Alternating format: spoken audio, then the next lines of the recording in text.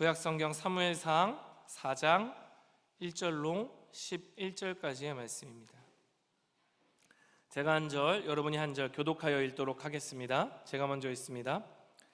사무엘의 말이 온 이스라엘에 전파되니라. 이스라엘은 나가서 블레셋 사람들과 싸우려고 에벤에셀 곁에 진치고 블레셋 사람들은 아벡에 진쳤더니 블레셋 사람들이 이스라엘에 대하여 전열을 벌이니라.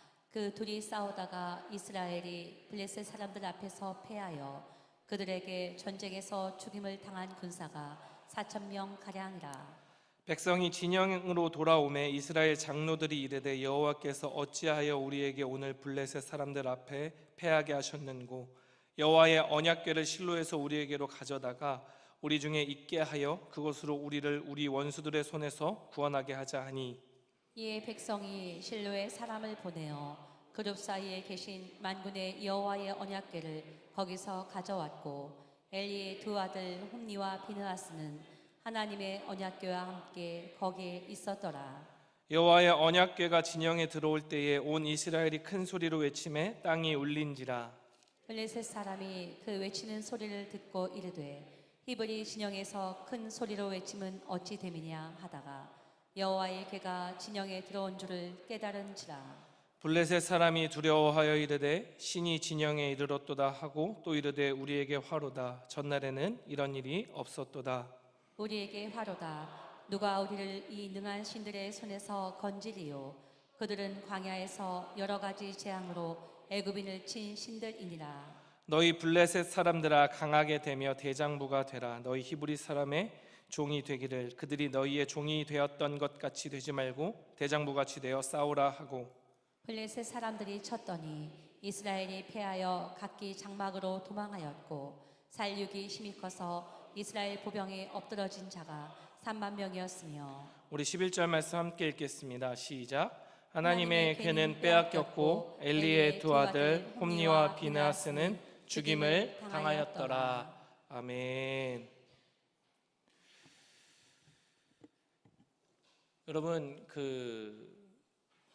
어느 한 부부가 작은 문제로 인하여서 말다툼을 벌였다고 한번 가정해 보시죠.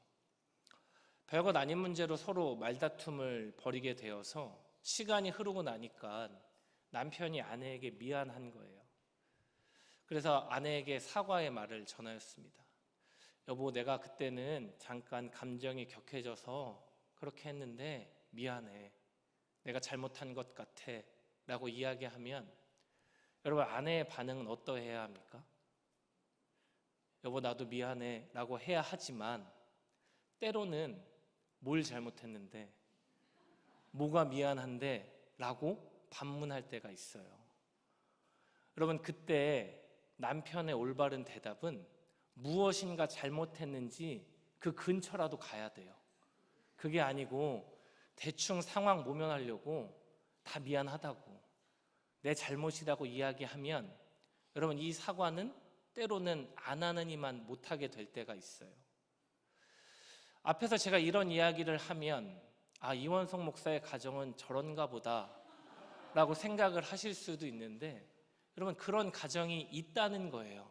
저희 가정은 늘 화목해요. 늘 사랑하고 늘 존중한다고요. 이렇게 얘기해야지 뭐 어떡하겠습니까, 여러분. 여러분, 제가 왜 이런 이야기를 드리는고 하니 우리가 어떠한 일을 마주했을 때 바른 해결책을 찾는 것이 중요하다라는 거예요. 원인을 파악하고 바른 해결책을 찾는 것이 무엇보다 중요한 것이지요. 예를 들어서 다리가 아픈데 감기약을 처방받으면 소용이 있어요, 없어요? 아무런 소용이 없어요. 공무원 시험을 준비하고 있는데 수능책을 열심히 파봐야 그 학생에게는 별다른 도움이 되지 않는다라는 것입니다. 내 앞에 놓인 문제가 있으면 그 문제를 바르게 파악하고 또 해결할 방법을 모색하는 것이 무척 중요합니다. 앞서 말씀드렸던 것처럼 그 상황만 모면하고자 하면 여러분, 별로 해결에 도움이 되지 않을 때가 많이 있다는 것입니다. 오늘 우리가 함께 읽은 이 사무엘상 4장의 말씀은 개인과 민족이 잘못된 접근과 판단으로 인하여서 돌이키기 어려운 피해를 보게 되는 사건을 우리에게 나타내 보여주고 있습니다. 이스라엘과 장로들이 원인을 파악하고 해결의 방법을 찾은 것과 또 훗날에 다윗이 비슷한 상황 가운데서 어떻게 대처하였는가, 이 모습을 함께 비교해 보면서 오늘 말씀을 좀 나눠보고자 합니다. 오늘 본문 4장 1절은 오늘의 배경을 이렇게 설명하고 있어요. 사무엘의 말이 온 이스라엘에 전파되니라. 이스라엘은 나가서 블레셋 사람들과 싸우려고 에베네셀 곁에 진치고 블레셋 사람들은 아벡에 진쳤더니. 여러분, 사무엘상 4장에서는 이스라엘과 블레셋 사이의 전쟁이 총 2번 등장합니다. 그 처음 시작을 이렇게 말하고 있는 거예요. 이스라엘은 에베네셀에서 진을 쳤고 블레셋은 아벡에서 진을 쳤다라고 말하고 있지요. 여러분, 이 블레셋이라고 하는 나라는 이제 이스라엘의 역사 가운데에서 훗날 다윗이 왕위에 올라서 이 나라를 점령하기 전까지는 곳곳에 등장하여서 늘 이스라엘을 괴롭게 했던 나라예요. 어느 신학자는 블레셋에 관하여 말하기를 이스라엘에 대한 하나님의 채찍이라고도 표현했었습니다.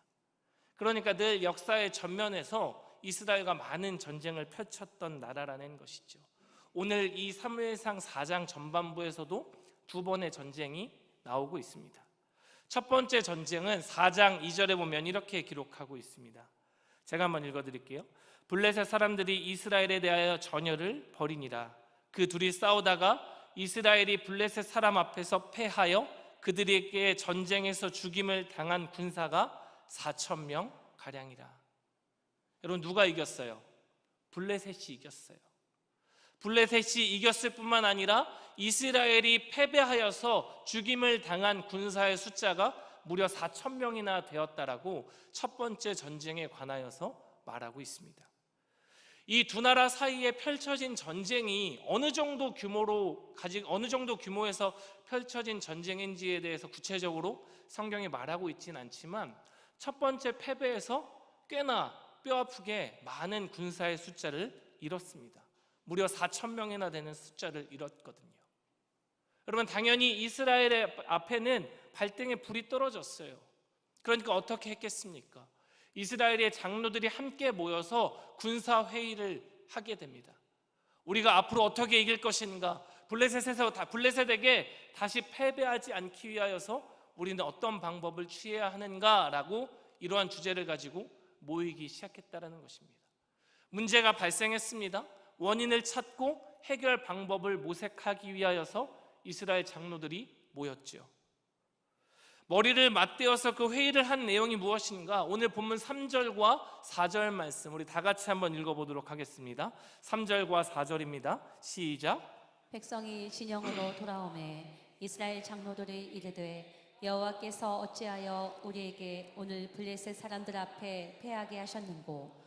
여호와의 언약궤를 실로에서 우리에게로 가져다가 우리 중에 있게 하여 그것으로 우리를 우리 원수들의 손에서 구원하게 하자 하니, 이에 백성들이 실로에 사람을 보내어 그룹 사이에 계신 만군의 여호와의 언약궤를 거기서 가져왔고, 엘리의 두 아들 홈니와 비느하스는 하나님의 언약궤와 함께 거기에 있었더라. 아멘. 첫 번째 전투에서 패배한 그 문제의 원인을 이스라엘의 장로들이 모여서 이제 그 원인을 파악하기 시작했습니다. 이들이 내린 그 결론이 무엇이었는가? 우리에게 여호와의 언약궤가 없었구나. 그러니까 실로에 있는 그 언약궤를 우리 이 전투를 펼치고 있는 에베네셀로 가지고 오자. 그러면 우리가 승리할 수 있을 것이다 라고 생각했습니다. 그래서 실로에 있는 언약궤를 에베네셀로 가져오게 되었고, 그 언약궤를 가지고 온 무리 사이에 엘리의 두 아들이었던 홈니와 비느하스도 있었다라고 성경은 말하고 있는 것이죠. 이제 원인의 파악도 모두 끝났습니다. 문제 해결의 방법도 찾았어요. 여호와의 언약궤도 가지고 왔습니다. 그들의 기대는 무엇이었을까요? 이제 전쟁이 벌어지기만 하면 우리는 이긴다. 블레셋에게 첫 번째 전투에서 4,000명이나 되는 군사를 잃었지만 이제 여호와의 언약궤를 가지고 오기만 하면 우리가 이길 수 있을 것이다라는 기대를 갖게 되었죠. 그리고 오늘 본문 가운데 보면 이 여호와의 언약궤가 진영으로 들어올 때에 이스라엘 백성들이 환호를 해요. 함성을 질러요. 땅이 울릴 정도로요. 그 모습을 보고 블레셋이 놀랄 정도로 환호를 하거든요. 그들은 확신하고 있었던 거예요. 언약궤를 가지고 오기만 하면 우리가 이길 수 있다. 그 결과가 어떻게 되었는가? 오늘 본문 10절과 11절 말씀 우리 같이 한번 읽어보겠습니다. 10절과 11절입니다. 시작. 블레셋 사람들이 쳤더니 이스라엘이 패하여 각기 장막으로 도망하였고 살육이 심히 커서 이스라엘 보병에 엎드러진 자가 3만 명이었으며 하나님의 궤는 빼앗겼고 엘리의 두 아들 홈니와 비느하스는 죽임을 당하였더라. 아멘. 여러분, 블레셋과의 첫 번째 전투에서 패배하였을 때 전사했던 군사의 숫자가 몇 명이었습니까? 4,000명이요. 이제 여호와의 언약궤를 가지고 왔어요. 그들과 다시 전쟁을 벌이면 반드시 이길 것이라고 생각했었습니다. 그리고 나서 두 번째 펼쳐진 전투를 보니까 이스라엘이 패하여 각기 장막으로 도망하였고 사륙이 심히 커서 이스라엘 보병에 엎드려진 자가 몇 명이었다고요? 3만 명이었다라고 성경은 기록합니다. 뿐만 아니라 이 전사자들의 사이에는 엘리의 두 아들이었던 홈니와 비느하스까지 껴 있었노라고 말하고 있는 것이죠. 여러분, 블레셋과의 치른 이 두 번의 전쟁으로 인하여서 이스라엘이 겪은 것은 처참함이었습니다. 두 번의 전투를 통하여서 무수히 많은 사람의 숫자가 죽었어요. 뿐만 아니라 그 사이에는 제사장의 아들이었던 홈니와 비느하스도 껴 있었고요. 뿐만 아니라 여호와의 언약궤마저 빼앗기게 되는 처참함의 연속이었었습니다. 이 두 번의 전투로 인하여서 이스라엘은 무수히 많은 것들을 상실하게 된 것이지요. 이스라엘이 블레셋과의 두 번의 전투로 잃은 것은 크게 세 가지로 말할 수 있을 것 같습니다. 첫째로는 34,000명이나 되는 군사의 상실이었습니다. 여러분, 군인은 젊은 남자 청년들이잖아요. 그런데 그 수가 34,000명이나 이렇대요. 앞으로 회복하기가 무척이나 어려운 숫자가 된 것이죠. 뿐만 아니라 홈니와 비느하스도 죽게 되었습니다. 여러분, 이들의 직분이 무엇이었습니까? 제사장이요. 제사장은 그 시대의 곧 지도자였었거든요. 이 두 번의 전투로 지도자까지 상실했을 뿐만 아니라 마지막에 무엇까지 상실했습니까? 여호와의 법궤예요. 여호와의 언약궤마저 상실하게 되어지는 여러분 그러한 처참한 전투였었다라는 것입니다. 많은 인원이 죽은 것만 아니라 지도자도 상실되었고 언약궤마저 빼앗기게 되었습니다. 사실 이 전쟁의 말로는 여기에서 끝나지 않아요. 잘 아시는 것처럼 이 소식을 들은 제사장 엘리가 어떻게 되었습니까? 의자에 앉아 있다가 그 의자가 뒤로 넘어지는 바람에 목이 꺾여 죽게 돼요. 당시에 비느하스의 아내는 임신 중이었었는데 엘리와 비느하스와 홈니가 모두 다 전사했다, 여호와의 법궤 언약궤마저도 빼앗겼다라는 소식을 듣고 그 고통 가운데 출산하게 됩니다. 그리고 그 자녀의 이름을 무엇이라고 짓습니까? 이가봇, 여호와의 영광이 떠나갔다라는 의미로 이가봇이라고 짓게 되죠. 한 민족은 군사도 잃고 지도자도 잃고 여호와의 법궤마저 빼앗기게 됩니다. 그리고 한 가문은 완전하게 몰락하게 되는 사건이 바로 블레셋과의 두 번의 전쟁을 통해서 펼쳐지게 된 것이죠. 여러분, 제가 설교를 처음 시작하면서 어떠한 문제가 발생하였을 때 그 문제의 원인을 찾고 바른 해결 방법을 찾는 것이 중요하다라고 말씀을 드렸었지요. 이스라엘 장로들이 블레셋과의 첫 번째 전투에서 패배하고 4,000명이나 죽고 나서 그들이 파악했었던 문제의 원인이 무엇이었습니까? 언약궤의 유무요. 우리에게 언약궤가 없었다. 그래서 졌다. 그러니까 그것을 가지고 오면 우리가 승리할 것이다 라고 생각했었습니다. 여러분, 여기서 이들의 실수와 잘못이 그대로 드러나고 있는 것입니다. 여러분, 제가 이렇게 말을 하면 아마 우리 성도님들의 마음 가운데 목사님, 언약궤는 좋은 거 아닙니까? 하나님이 백성들을 통치하시고 그들 가운데 임재하신다라는 상징 아닙니까? 그러면 좋은 건데 도대체 무엇이 잘못된 것입니까? 라고 생각하실 수 있을 것 같아요. 그럼 맞아요. 분명히 이 언약궤라고 하는 것은 하나님의 임재와 통치의 상징이 되죠. 그러하기에 여호수아도 요단강물이 갈라져서 그 요단강을 건널 때에 가장 먼저 누가 앞섰습니까? 여호와의 궤를 맨 제사장들이 가장 먼저 그 길을 갔고 백성들이 그 뒤를 쫓아갔어요. 하나님께서 먼저 가신 그 길을 우리가 따라간다라는 의미가 되는 것처럼요. 여호와의 언약궤는 그만큼이나 상징적이고 중요하다라는 것입니다. 그런데 이스라엘의 장로들이 말하고 있는 그 언약궤, 그들의 관심과 그들의 시선이 머물고 있는 언약궤에는 그 어디에도 하나님의 통치와 하나님의 다스리심을 간구하는 모습이 나타나지 않고 있다는 것입니다. 말씀을 다시 한번 살펴볼까요? 오늘 본문 3절은 이렇게 이야기하고 있습니다. 백성이 진영으로 돌아오매 이스라엘 장로들이 이르되 여호와께서 어찌하여 우리에게 오늘 블레셋 사람들 앞에 패하게 하셨는고, 우리가 왜 졌는가 그것을 따져보고 있을 때에 여호와의 언약궤를 실로에서 우리에게로 가져다가 우리 중에 있게 하여 그것으로 우리를 우리 원수들의 손에서 구원하게 하자 하니. 여러분, 무엇이 우리를 구원할 수 있다라고 기대했습니까? 언약궤가요. 여호와의 언약궤가 우리를 이 패배와 처참함 속에서 구원해낼 수 있다라고 생각했습니다. 여러분, 이 생각은 분명히 잘못된 생각이고 어리석은 믿음이에요. 왜 그러합니까? 오직 구원은 누구의 손에 달려있는 거예요? 여호와 하나님 손에 달려있거든요. 그런데 이들은 언약궤만 가져오기만 하면 모든 것이 잘 해결될 것이라는 착각 속에 빠져 있었다라는 것입니다. 여러분, 여호수아가 여리고성을 정복하고 나서 다음에 아이성을 정복하러 떠나거든요.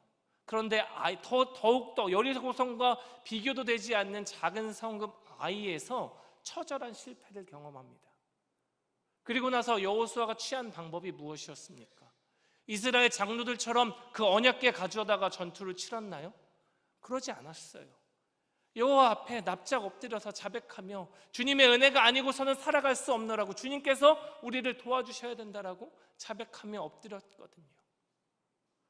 이스라엘 장로들이 첫 번째 문제, 첫 번째 패배를 경험하고 나서 그 어느 한순간에서조차 여호와의 은혜를 간구하며 주님 앞에 자백하며 나아가는 그러한 겸비한 마음의 자세가 기록되어져 있지 않습니다.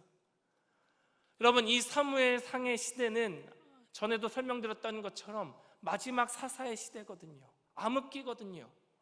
온 백성이 하나님의 뜻을 거스르며 여호와를 경외하지조차 않았고 그의 뜻을 이루는 것, 의로운 삶을 살아내는 것, 여호와의 거룩함을 닮아가는 것에 관심을 두지 않았습니다. 그냥 내가 보기에 좋은 것, 내 소견에 옳은 대로 행하기에 급급했다고요. 첫 번째 패배를 경험하고 나서도 여호와 앞에 겸비한 마음으로 나아가 주님께서 해주셔야 됩니다. 우리는 주님만 의지합니다라고 고백했었던 단 한 사람도 있지 아니하고 그저 언약궤만 가져다 놓으면 우리가 이기겠지, 그러면 모든 것이 해결되겠지라는 잘못된 생각 가운데 빠져 있었던 것입니다. 여러분, 그 결과가 상실의 결과를 가지고 오게 된 것이죠. 군사의 상실, 지도자의 상실, 여호와의 언약궤의 상실이요. 여러분, 얼마나 처참합니까? 한 나라가 철저하게 도륙당했을 뿐만 아니라 한 가문은 도저히 일어날 수조차 없을 정도로 몰락하게 되었습니다. 여러분, 이스라엘 장로들이 첫 번째 블레셋과에서 전투에서 패배하였을 때 여호와의 언약궤의 유무에 집중하였던 것은 분명히 잘못된 것이라는 것입니다.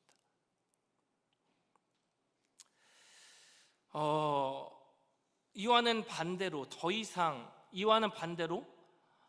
하나님 앞에서 굉장히 어려움 가운데 처해 있었으나 그 언약궤에 집착하지 않았었던 한 사람 다윗의 모습을 보게 됩니다. 여러분, 오늘 사무엘하 15장에 보면 다윗이 그의 아들 압살롬의 반역을 마주하게 되거든요. 왕의 입장에서 가장 듣기 싫은 소리가 무엇일까요? 왕의 입장에서 가장 듣기 싫은 소식은 반란이 펼쳐졌다는 소식일 거예요. 그런데 그 반란을 일으킨 대상이 누구였습니까?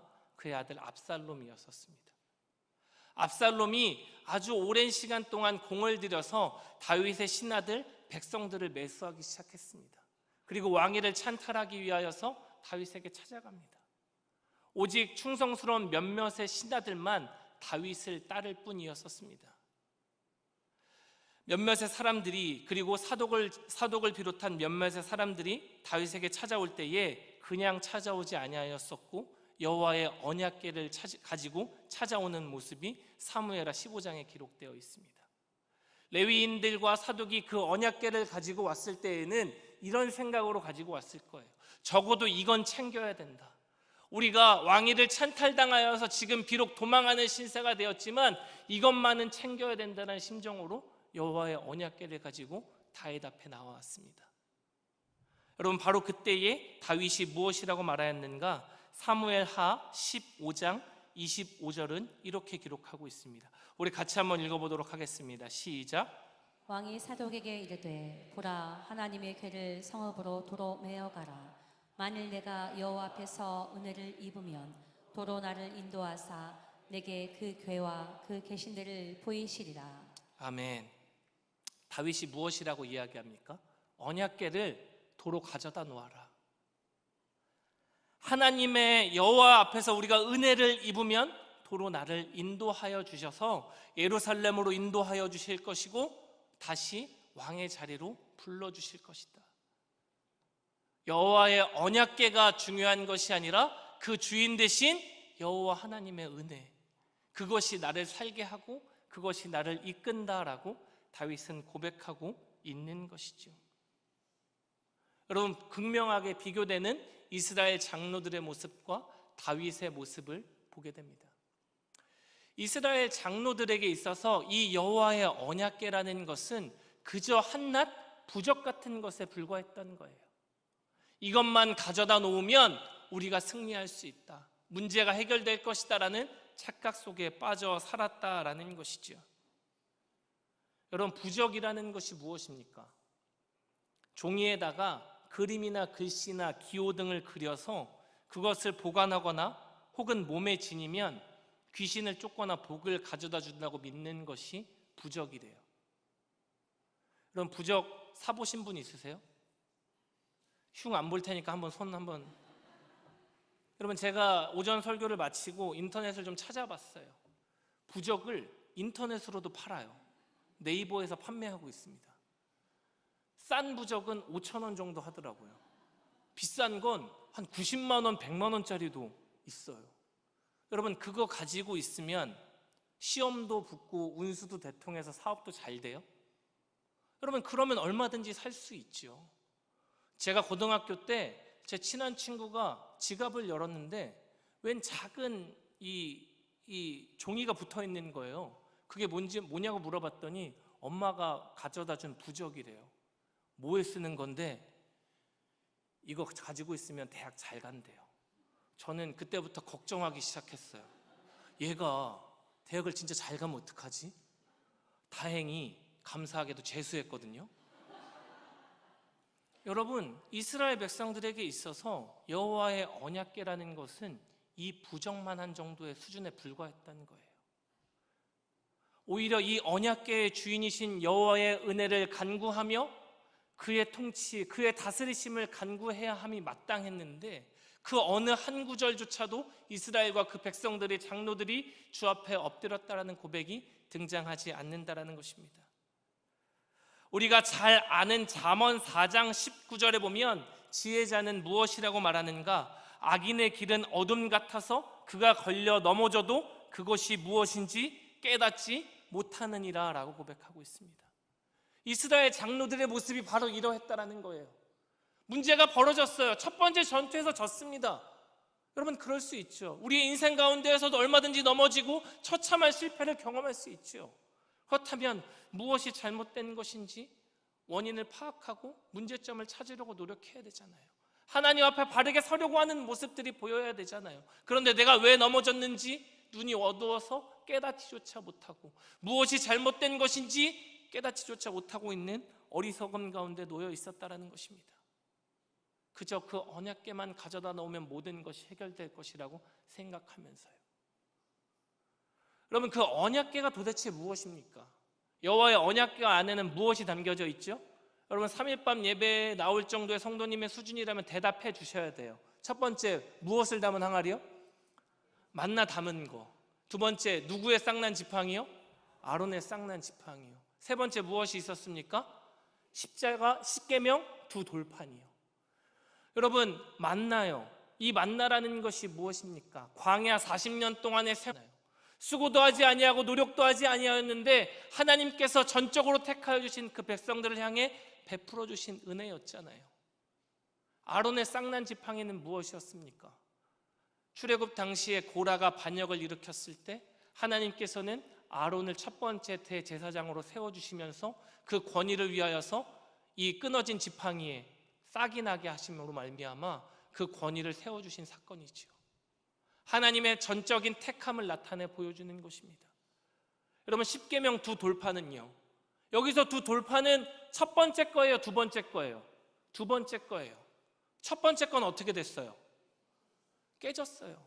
이스라엘 백성들이 금송아지 우상을 만들어다가 섬기고 있는 그 모습을 모세가 보고 승질이 나서 던져버리거든요. 그리고 다시 받은 두 번째 돌판이에요. 하나님의 백성으로서 이것을 반드시 지키며 행하면서 살아야 된다라는 것을 나타내 보여주는 것이죠. 여호와의 언약궤는 그것들을 담고 있어요. 이것은 결국 무엇입니까? 주님께 속한 백성들은 주님의 은혜가 아니고서는 살아갈 수 없다고, 이것을 보며 늘 깨달으라라고 하나님께서 주신 거거든요. 그런데 이스라엘과 그 장로들은 한낱 부적에 불과한 거예요. 이거 가져다 놓으면 이기겠지, 이거 가져다 놓으면 승리하겠지, 그럼 내 할 일 다 한 거겠지 라는 착각 속에 빠져 살았다라는 것입니다. 반대로 다윗은 어떠했습니까? 누구에게 기댈 수조차 없는 반란의 상황 가운데에서도 몇몇의 충성스러운 부하가, 레위인들이 왕이시여 이거라도 챙겨가셔야 되지 않겠습니까? 이 언약궤라도 우리가 챙겨가야 되지 않을까요? 라고 이야기할 때 도로 가져다 놓으라고, 여호와의 은혜를 입으면, 여호와께서 나를 보살펴 주시면 그것이 없어도 내가 다시 예루살렘으로 돌아올 수 있다고 고백하고 있는 모습을 보게 되는 것이지요. 이 둘의 모습 가운데 취한 행동이 확연하게 차이가 납니다.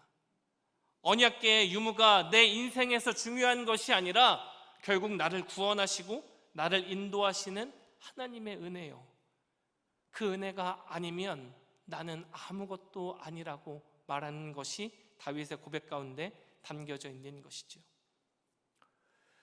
다윗이 지은 시편인 이 시편 3편은 압살롬의 낯을 피할 때에 그가 기록한 시편입니다. 무엇이라고 고백하고 있는가? 시편 3편 3절 말씀에 보면 여호와여 주는 나의 무엇이라고요? 방패시오, 나의 영광이시오, 나의 머리를 드시는 자이시니이다 라고 고백하고 있습니다. 뿐만 아니라 마지막 8절은 어떻게 마치고 있는가? 구원은 누구에게 있다고요? 여호와께 있사오니 주의 복을 주의 백성에게 내리소서. 압살롬의 낯을 피하여 도망하여 다닐 때, 이리저리 유랑하면서 다닐 때요, 언약궤도 필요 없다, 오직 여호와의 은혜만이, 그가 나를 돌보심만이 있을 때에 그가 나의 방패가 되어주시고 그가 나의 영광이 되어주신다, 오직 구원은 여호와께 있다라고 다윗은 고백하고 있는 것입니다. 사랑하는 열방의 성도 여러분, 다윗의 이 고백이 우리의 고백 되어지기를 주님의 이름으로 축원드립니다. 세상을 살아갈 때에 얼마든지 어려움이 찾아올 수 있죠. 패배도 하고 반란을 겪는 것 같은 외로움 가운데 놓여 있을 수 있다라는 것입니다. 바로 그때에 이 다윗의 고백처럼 믿음의 고백 이어나가는 우리들 되기를 소망합니다. 여러분, 그렇다면 같은 절망과 패배의 상황 가운데 이스라엘 장로들은 부적과도 같은 언약궤를 의지했고요, 반란의 어려움 가운데에서 다윗은 여전히 여호와의 은혜만을 간구하며 나아가는 분명히 다른 모습들을 보여주거든요. 이 차이가 과연 어디에서 오는가? 이 말씀만 나누고 오늘 설교를 마치고자 합니다.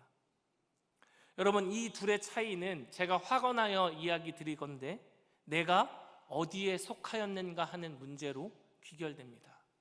내가 어디에 속하였는가. 조금 더 구체적으로 설명드리면 문제와 어려움 가운데 처해 있을 때 우리는 인간의 생각, 세상의 편에 속하여 있는가, 아니면 여호와의 편에 여전히 속하여 있는가, 이 차이에서부터 발생한다라는 것이죠. 여러분, 이스라엘과 그 장로들은 패배 가운데에서도 여전히 인간적인 생각과 세상의 생각에 사로잡혀 있었습니다. 분명히 여호와의 언약궤는 좋은 거니까 저거 가져다 놓기만 하면 승리할 것이다라는 잘못된 생각 가운데 그것을 의지하고 있었죠. 그런데 다윗은 어떠했습니까? 어려움의 상황 가운데에서도 그 어려움을 여호와의 편에 서서 맞이하고 있었다라는 것입니다. 마주하고 있었다라는 것입니다. 우리가 잘 아는 시편 23편 4절에 다윗은 이렇게 고백합니다. 내가 사망의 음침한 골짜기로 다닐지라도 해를 두려워하지 않을 것은 주께서 나와 함께 하심이라. 주의 지팡이와 막대기가 나를 안위하시니이다. 사망의 음침한 골짜기를 건너가는 것 같은 그 순간에도 누가 나와 함께 하셔요? 주님께서 나와 함께 하시기 때문에 나는 아무것도 두렵지 않다라고 고백하고 있는 것이죠. 그 어려움을 세상의 편에 서서 마주하는가, 여호와의 편에 서서 마주하는가, 여러분, 이것이 문제 해결의 확연하게 다른 모습으로 나타난다라는 것입니다. 우리 옆에 분들과 함께 인사 나눠보실까요? 여호와께 속하여 살아갑시다. 맞아요. 여러분, 이것이 성도의 삶의 본질이 됩니다. 기쁠 때나 슬플 때나 흥할 때나 쇠할 때나 누구에게 속하여 살아가야 되는 거예요? 여호와께 속하여 살아가야 되는 것입니다. 제가 전에 담임 목사님과 함께 한 가정의 신방을 간 적이 있습니다. 그 집사님께서는 무척이나 여러 어려움들을 겪고 있으셨어요. 인생이라는 것이 참 오묘한 게 어려움이 찾아올 때에는 꼭 한 가지 문제로 우리를 힘들게 하지 않더라고요. 여러 가지가 겹쳐서 찾아와요. 그 신방을 받으시는 집사님도 수많은 문제를 겪고 있으셨습니다. 저는 속으로 생각할 때에 무슨 말로 위로를 해야 될까, 어떤 말씀으로 권면을 해야 될까 고민하고 있었어요. 그런데 담임 목사님께서 그 집사님에게 무엇이라고 말씀하셨냐면, 집사님, 하나님께서 이렇게 어려울 때에 우리에게 쓰라고 주신 게 믿음이래요 라고 말씀하시는 거예요. 제가 신방을 마치고 나서 집에 가서 곰곰이 생각해 봤거든요. 말이 되게 멋있는 거예요. 어려울 때 우리에게 쓰라고 주신 게 뭐라고요? 믿음이라고요. 우리의 신앙이라는 게 바로 그러한 거예요. 좋을 때만 좋은 게 아니라요, 여러분, 어려울 때요, 처참할 때요, 무엇 하나 기댈 수 없을 바로 그때에 여러분, 우리가 주님께 속한 자임이 나타나는 증거의 때가 될 줄로 믿습니다. 여러분, 세상에 속한 자에게 어려움이 찾아오면은요, 여러분, 그것은 곧 파멸의 길이 돼요. 마치 엘리와 그 집안이 몰락했던 것처럼요. 그런데 여호와께 속한 자가 그러한 어려움, 고개를 들 수조차 없는 어려움과 마주하게 될 때에는 바로 그 순간이 하나님께서 나의 하나님 되심을 경험하는 순간인 줄로 믿습니다. 여러분, 그러하기에 우리는, 모든 성도들은 주님께 속하여 살아가야 하는 것이죠. 여러분, 오늘 이스라엘 백성들은 첫 번째 패배 속에서 잘못된 원인과 잘못된 해결 방법을 찾습니다. 언약궤만 가지고 오면 그것이 우리를 구원하여 줄 것이다, 그것이 우리에게 승리를 가져다 줄 것이라는 착각 속에 빠져 살아가게 되죠. 그러한 세상적인 기준, 세상에 속하여 살아갔던 그 결말이 어떻게 끝맺습니까? 더욱더 많은 군사를 잃게 되고 지도자의 상실과 언약궤마저 빼앗기게 되는 처절함의 연속이었었습니다. 여러분, 그러나 다윗은 압살롬의 반역의 때에도 오직 나의 방패는 여호와 하나님이시라고 고백하였고, 내가 사망의 음침한 골짜기를 다닌다 할지라도 두려워하지 않는 것은 주님께서 나와 함께 하시기 때문이다 라고 믿음의 고백을 이어나가고 있습니다.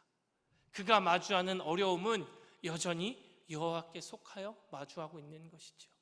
바로 그때에 여호와께서 나타나 도우심으로 말미암아 그를 예루살렘으로 다시 복귀시켜 주시고 왕위에 오르게 하는 역사를 바라보게 되는 것 같습니다. 말씀을 정리하도록 하겠습니다. 오늘을 살아가는 우리들에게도, 그리고 이 자리 가운데 앉아있는 우리 성도님들 가운데에도 삶의 모습 가운데 여러 어려움이 있을 수 있습니다. 질병도 있을 수 있고, 관계의 어려움들도 있을 수 있고, 물질의 어려움일 수도 있지요.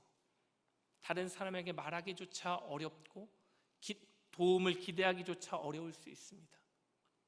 여러분, 바로 그러한 때에도 우리는 주님께 속한 자가 되어야 할 줄로 믿습니다. 바로 그때에 다윗에게 함께 하셨던 여호와 하나님께서 여전히 나와 함께 하여 주심으로 말미암아 그 모든 절망을 기쁨으로 바꾸어 주시고, 패배를 승리로 바꾸어 주시고, 주님께로 영광을 올리게 하여 주실 줄로 믿습니다. 오늘 하루도, 앞으로의 모든 삶도 주님께 속하여 기쁨으로 나아가는 우리 귀한 열방의 지체들 되어지기를 주님의 이름으로 축원드립니다.